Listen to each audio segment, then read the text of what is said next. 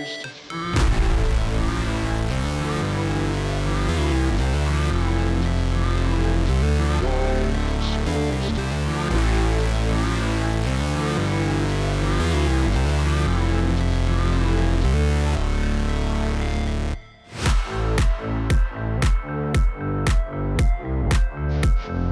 to Creative Denver's one-year anniversary.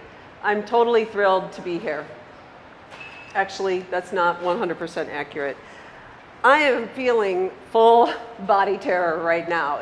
My heart is beating like crazy. It's rushing up to my throat. It's making me want to talk really fast and get this over with as fast as possible. The adrenaline is also rushing down to my toes, and they're really tingly, and it's kind of drifting up to my limbs, and I'm maybe not making any sense because I'm having an out-of-body experience. Now I'm feeling it. It's coming up to my brain, and the signals are loud and clear. They're saying, "Run away! Go feed a ball in the corner!" Yeah, this is the feeling you get when you stand up on stage in front of people, when you go to pitch your idea to a potential client, when you go to hit publish. How many of you have felt this feeling in the last 30 days or so? Yes, you're feeling it with me right now, aren't you? Those of you who did not raise your hand, I've got news for you. You are robbing yourself of the greatest thrill of your life, the thrill of putting your creative work out into the world. I have a theory about why it's so difficult to be a creative person. You've heard about the reptilian brain, the lizard brain, that tells us that the biggest chance we can take is to put our creative work out there. That when we do, our work itself is going to be put up for criticism, and not only our work, but us. When we put our work out there, we set ourselves up as a target. We will be criticized. We will be judged. We will be mocked. We will be found not worthy, not good enough, and we will be banished to the tundra, where we will die, cold, hungry, alone. But then we've got this conflicting urge. I want to make things. I want to make art. I want to define apps and design fonts and put things out there. The very nature of our work as creative people forces us to stand outside of the norm, to step away from the status quo. We have to come outside to be able to reflect on what we see and make something new and bring it back to the tribe. So how do we reconcile these two opposing forces? We really kind of have to override our biology in order to be a creative person. I believe that the biggest chance we can take is to not take enough creative chances. I'm here today to incite you to take more chances, make more art, and launch more often. Who am I to stand up here to tell you this? Years ago, I moved to Denver with really nothing much but a useful French degree and a desire to be a writer. I had no idea how to make it as a creative person. But over time, I figured a few things out, and I've become known as somebody who, in Seth Godin's terms, ships. How did I do it? I found this quote many years ago you may recognize. "Life is a daring adventure or nothing at all." Helen Keller. Helen Keller, deaf, blind, and mute.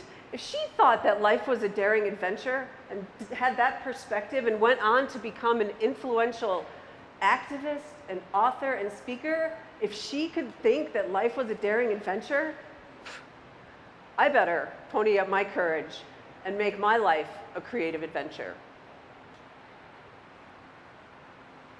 So today I want to share 3 chances that I've taken along the way that have helped me to overcome this creative thrill that I'm feeling still now, and that have shown me that life is a daring adventure. When you take risks, life rewards you with wonderful and unexpected opportunities.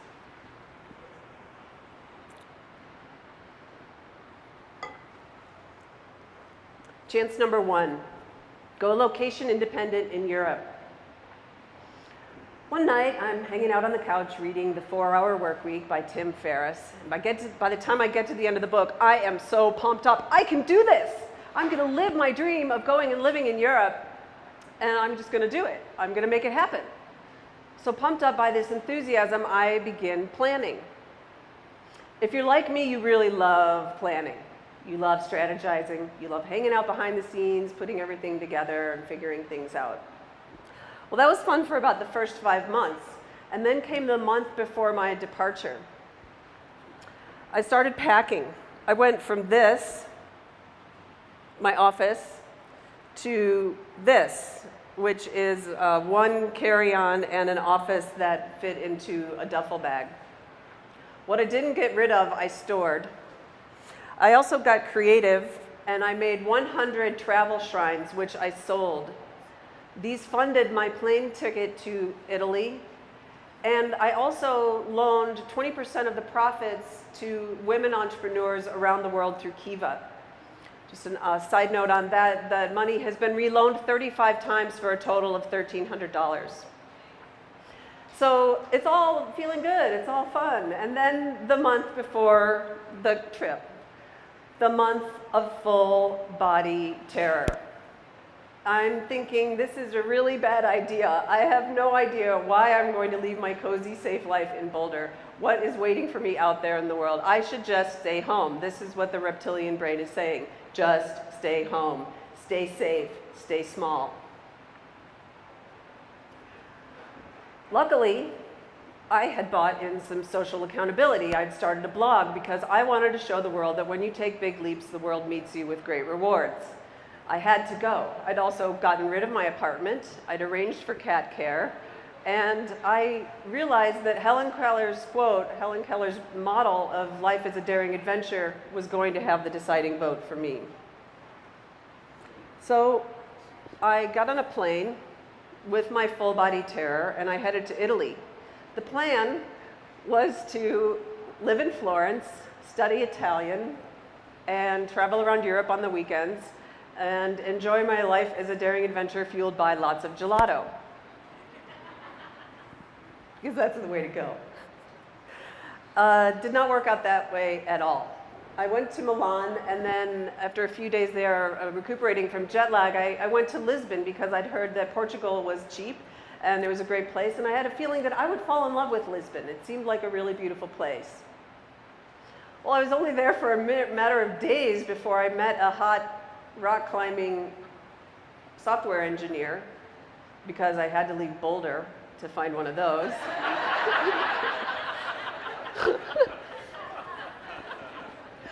And we fell in love. So instead of moving to Milan, I moved to Lisbon, where I tried to study Portuguese, which was way harder than Italian. I became a rock climber. And I tried to learn how difficult, or I actually did learn how difficult it is to be with somebody from a different culture. My entire time in Portugal was dotted with these moments of full body terror. I will never forget the first time I went rock climbing, and I somehow made it up the side of a cliff about 50 feet up, and I said, "Okay, I'm ready to come down now." And my boyfriend shouted up to me, "Hey, are you enjoying the view?" The view? What view? All I can see is a rock right in front of me, and I just went down. But I listened, I grabbed a hold of the rope, and I swung around. And there, out in front of me, was the ocean. Beautiful, blue, and scintillating. And in that moment, that full-body terror turned to full-body joy, and I could do nothing but laugh. And I did. I did enjoy the view. I was starting to notice a pattern. These moments of full-body terror were accompanied by or followed by moments of intense joy.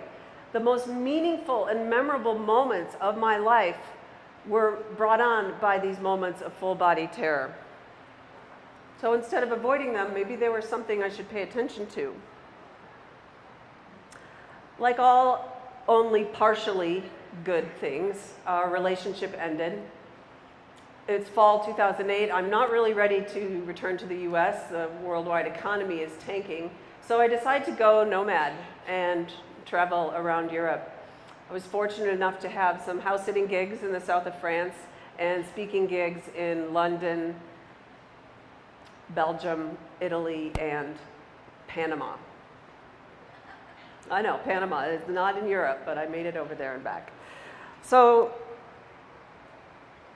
what I discovered was I had not discovered what I wanted. I had been looking for a place to live in Europe and stay forever. Finally, I returned to Denver in the fall or spring of 2009, and I was a little disappointed until I remembered something that I'd learned from all of the creative projects I'd ever made. The creative projects we set out to make they never end up the way we think they will. Instead of living happily ever after in Europe, I came back with something that I could not have gotten had I not gone, and that was an incredible confidence. I'd traveled around by myself. I had made my way in Europe, even in the year of an intense financial crisis. If I did that, I could do anything. So you might be wondering, how is she funding this? What is her day job? Let's go back a few years. In 1999, I discovered something called coaching. I thought, this is cool. This is a career that can unify all of my interests. I love helping people. I can work part-time for full-time pay and do my creative projects on the side. Great idea, right? Well, anybody who's ever launched a business knows launching a new business is never part-time and it's never full-time pay, certainly not in the first few years. So I did what everybody does, and I worked my, to make it work. Unfortunately, this meant that my creative projects went to the side. But fortunately, becoming a coach gave me two really valuable things. First off, if I'm coaching creative people, it's a matter of complete integrity, accountability. I have to be doing my own creative projects. There's no way I can tell anybody that they should take bold chances if I'm not willing to take my own bold chances. Second thing that I got from being a coach is really great skills: project management, time management, and most importantly, fear management. So it wasn't long before I took my side projects off the way back burner alongside my day job of working to help other people and brought them to the front burner. Which leads to the second chance I want to share with you today. Write and publish a historical novel. Around the same time that I became a coach, I started writing a novel based on Sylvia Beach. Sylvia Beach was an American woman who moved to Paris in the early 20s and started a bookstore called Shakespeare and Company. She also published James Joyce's novel Ulysses, which stands today as the #1 novel of books to be read, #1 on the 100 best novels of the 20th century. Sylvia Beach was a visionary. She was a risk taker. She was an adventurer, and I wanted to live her life in Paris. But more importantly than that, I wanted people to know about Sylvia Beach. She was an example of somebody who lived life as a daring adventure on her own terms. So, because I love novels, I thought I'll write a novel about her. Well, the plunge-in impulse is really great because you get going with a lot of momentum, but it makes for a very steep learning curve. There were many, many, many, many dark nights of the soul writing this book, where I would lie awake feeling that full-body terror and wonder, what was I doing? Why was I doing this? I mean, was it going to be good enough? Shouldn't I just put it aside? It would be much easier to do that. These are the same questions my clients face, so I felt a kinship with all creative people facing this. Is it going to be good enough, and should I even bother? What I learned was that every time I asked these questions, I had to recommit. I came to a point of recommitment. So rather than say I could take the easy way and just give this up and go do something else, I had to re-choose every time to take what often was the more difficult path and keep going with this book. I had an agent and shopped the book around for many years and couldn't find anyone to buy the book. So finally, in 2012, after 12 years and 17 drafts, I published my novel, Chasing Sylvia Beach. You could go, yes, thank you. I'd love a round of applause for that. It was a major amount of work. That's at the Denver Women's Press Club where I held my launch party. So why did I do this? What I learned from this was that every work we make makes us. If I had put that book in the drawer, I would not have learned a really, really valuable thing about myself, which is I am a tenacious person. I have a serious amount of grit. I never, ever, ever would have thought that I could have hung through all of those drafts, all of those rejections, and all of those rewrites to come out with a book that I'm actually very proud of. So if you are one of those people who doesn't cross the finish line, you are missing out on the very gift of making things. It's not that you put it out there and the world appreciates you or pays you or you become rich or famous. It's that you become the person that you are really fully meant to be. So we come to chance number 3. Lead a creativity workshop in France. Around 2004, I had this crazy idea. Wouldn't it be fun to go lead a creativity workshop in France? I was inspired by this woman, Sarah Mida, and her book, Sarah Mida's South of France, which is an adorable book full of watercolor illustrations about her year in France. And I thought, let's take a workshop, do a workshop where people fill their own journal of their own experience rather than a guidebook. Here's a formula that I wanted to test. Creativity plus travel plus coaching equals profound transformation. So, buoyed up by my enthusiasm, I enrolled my friend Jija to co-lead this workshop with me. And we put together something we called Journey of the Senses. We had no idea what was ahead of us. There's a lot of work involved in putting together a workshop and bringing together writing and drawing and cooking workshops, all the while interspersed with visiting artisans, olive oil purveyors and goat cheese manufacturers, and of course, wine tastings. But somehow we pulled it off. And we managed to enroll enough people to join us. And that first day in Arles, we met with our participants. They were very excited. I, of course, was feeling, once again, that full body terror. They'd paid a lot of money to come here, and it was on our shoulders to give them a good time and to give them this transformation we'd promised. Luckily, it all turned out okay. Maybe it was the wine, maybe it's the food. If you fuel people with enough good food and beautiful vistas, everything works out. But they did go home transformed. And we somehow managed to make enough money to buy ourselves earn ourselves an all-expense-paid trip to France, and I even made enough profit to buy a laptop. And I was hooked. I loved leading these workshops. They're a ton of work. They're not the most profitable income stream in my business. But over the years, since 2005, I've led 8 workshops in France and in other places. And what I've gotten was, I finally made my French degree useful. I finally made friends in France that I visit every time I go there. Every year I was able to go there and do research for my novel. But almost most importantly, I made art. It turns out that the transformation that I promised to others worked its magic on me. Over the years, I was quietly filling my journals with color and line and lettering. And since 2005, I've filled 44 notebooks with my love and my joy. Once my novel was published, my creative bandwidth opened up and I was able to devote a little more time to this. So I took another chance last year and I started posting my art on my blog every Friday.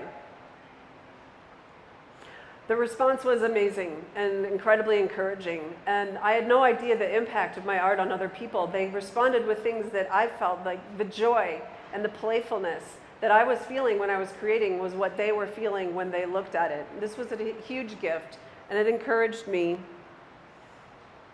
with my art.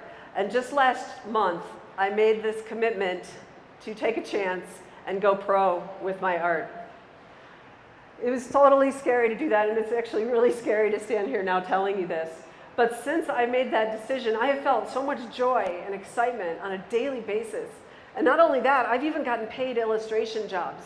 One that was like so easy and fun, I couldn't believe I was paid. And more keep coming in every week. If I hadn't taken that silly chance to lead that creativity workshop in France, I might not have gotten to my art so soon. So the feelings that I described at the beginning of my talk very closely resemble the feelings of intense joy, the kind of feelings we have when we're doing things we like, such as falling in love, or snowboarding, or skiing. When I finally figured this out, I realized these were not things to avoid, these feelings. They were things to be rushed toward. That our fear is a creative ally that we should treasure and befriend and become really intimate with on a daily, weekly, monthly basis. I want you to feel this full body terror. I want you to embrace this. If you're not having it at least once a month, then you're maybe missing out on the big thrill of your life. I mean, at the end of the day, why does it matter that we create? It would be much easier to stay home, stay small, and stay safe. And frankly, no one's waiting for your historical novel to come out or the illustrations that you've been secretly doing on the side. Here's why I think it matters that we put our creative work out into the world. Our creativity is the source of our vitality. The more we make, the more we put it out there, the more alive we feel, the happier we are, and the better the world is. This is not a theory. This is my lived experience, and it's the lived experience of every happy, creative person I know. The chances that I have taken with my art, I hope I've shown you this today, the chances I have taken have not put me outside, banished, alone, cold, and hungry. They have put me inside a community of creative people just like you, people I want to be around, to collaborate with, to connect with, to communicate with. That's where it's at. So please, if you're making these decisions about what voice to listen to, don't let that deciding vote go to that voice that tells you to stay small, stay home, stay safe. Take more chances, make more art, and launch more often. Thank you.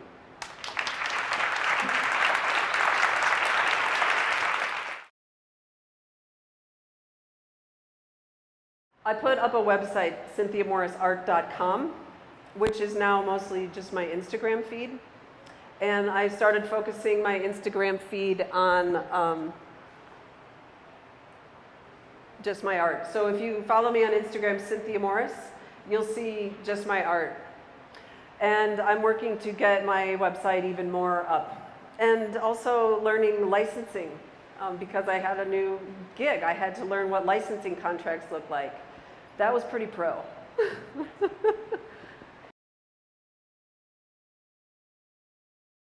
Yes, there are always barriers, and that's where we get to really be creative more in the problem-solving realm. So I think we're really living in the most fabulous time ever, where there are fewer gatekeepers. We could even put up our own website, very simply. When I was publishing my novel and I was at one of those commitment points and I was like, oh, this is too much and it's too hard and publishing, self-publishing, how do I do it? One of my friends gave me the best advice that I use almost every day, and I tell almost every person I ever talk to about this. He said, make it simple. It could be like you just go print it up at Kinko's and hand out copies. And so that was when I realized, light bulb moment, like we are complex people. Life is complex, creating is complex, and as smart people, we also really like complexity. So what we often do is we'll put things in our way, like we'll think that we have to execute in a complex way, when execution should be as simple as possible. So when you get to that place and you're like, this seems to be a barrier, I seem to be stuck here, just ask, what's the simplest way forward from here? Does that help? Yeah, complexity is really fun until you're trying to make things. Yes.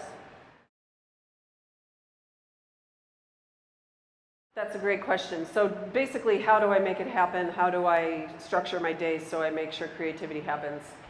You do not wait for inspiration to arrive, because that is the sign of an amateur. If you're a professional creative, you know you just show up, even whether you feel like it or not.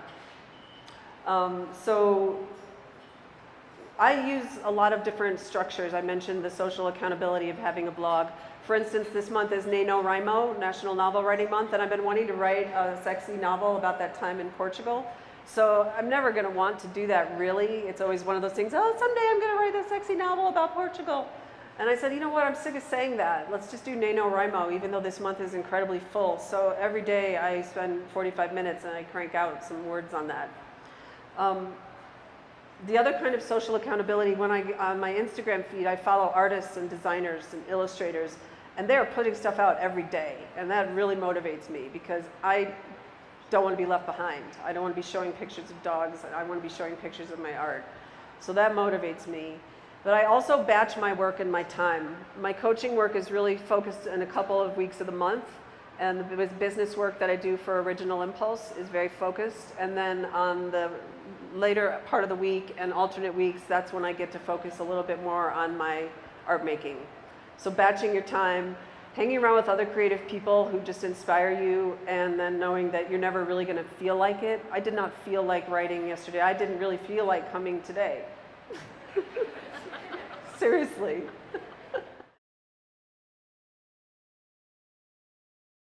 Have I ever felt suffocated by my success, and how do I cope with people's expectation that I do some kind of cookie cutter same thing? If that's your question. I don't really feel very successful, and I think most of us are like that, and that's part of the creative hunger. Like, we always want more, we want to make more, we want to do more. Like, now I'm like, wow, I have so much to learn about illustration and color and line and typography and hand lettering. So most of us here are eager learners. Like, you just can't not learn. You must be learning. So that helps me. But I have struggled with my business. If I'm somebody who coaches mainly writers, how do I be an illustrator? Where's the contradiction in that? That has really wound me up a lot for the last year. Also, I've been writing about creativity very steadily in my newsletter since 2001. I've really kind of said almost everything, and especially in that authority blogger kind of way. I just can't write that way anymore. So I've had a lot of dark nights of the soul saying, what is true? What do I really want to say? And really shutting down everybody's advice about how I should do it and getting to that creative core. What's true for me, and how can I express that in the most honest way? So I hope that answers your question. Like, constantly learning, what is my creative edge? And also, like, what's true for me?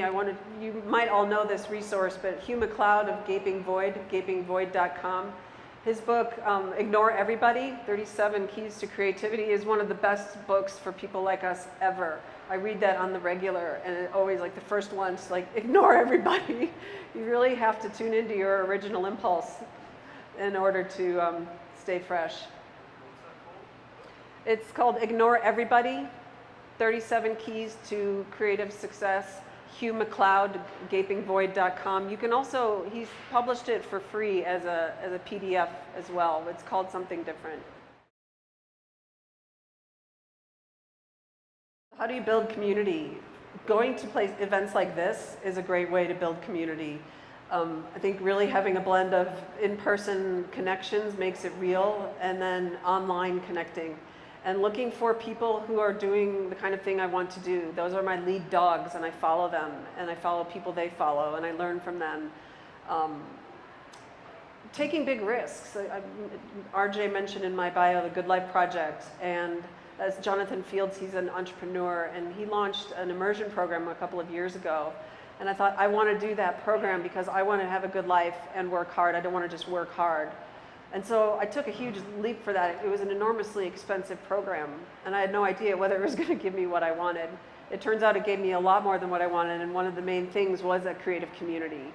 So look, I'm not joking about my talk. It wasn't just like a trite thing. Like, the creative thrills are where the good stuff is. It really is true. Everything I've ever looked back to that has been good and valuable for my own personal growth and the growth of my creativity was something that really scared me deeply.